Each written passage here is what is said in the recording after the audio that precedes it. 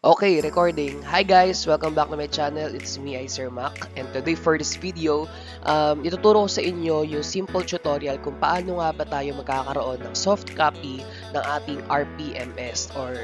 Kasi this past few months, weeks, days, alam naman natin na talagang pinagkakaabalahan natin ito.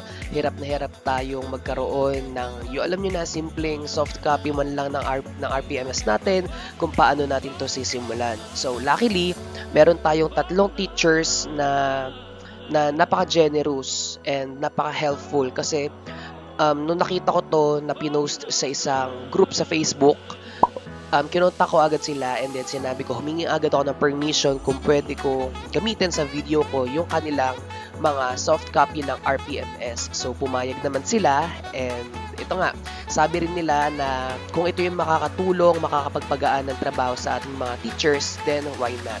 So, thank you po sa tatlong teachers na ito. Mamaya sasabihin natin kung sino-sino sila sa pag-share nila ng kanilang RPMS portfolio.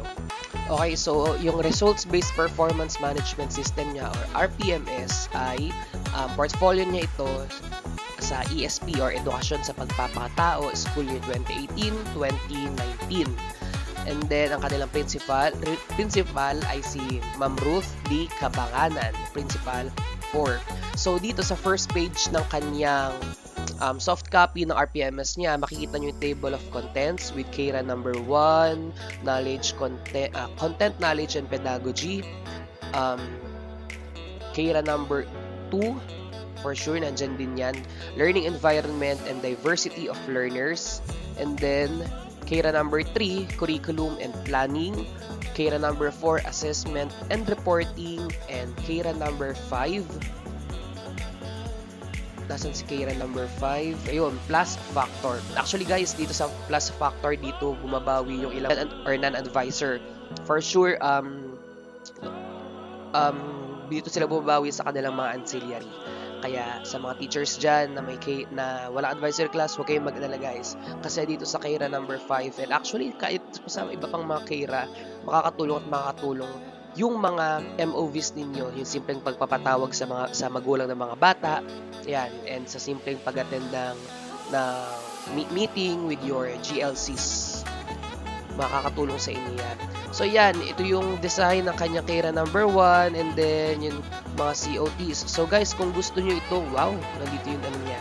Kung gusto nyo itong makuha, ilalagay ko yung link dito sa description box sa aking video. Then after nun, simple thank you lang sa comments natin, sa comment section natin para kina ma'am. Hanapin natin siya, share with me. Yan, si Ma'am Mary Ann din, yung kanyang, actually pare-paras lang din sila ng portfolio. Siya ay si Ma'am Mary Ann Hernandez din, teacher 3 din. And then, pati si Ma'am,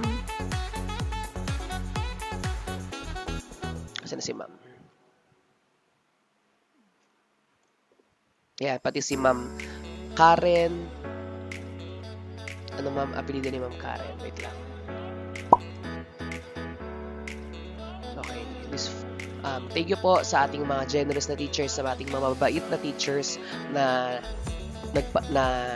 nagbigay suporta sa ating mga teachers. So guys, kung wala pa tayong soft copy dyan, hopefully makatulong tong video na to.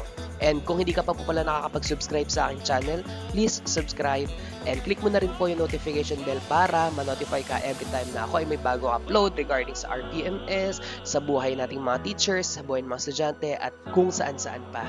This is Sir Mac. See you in my next video. Bye-bye!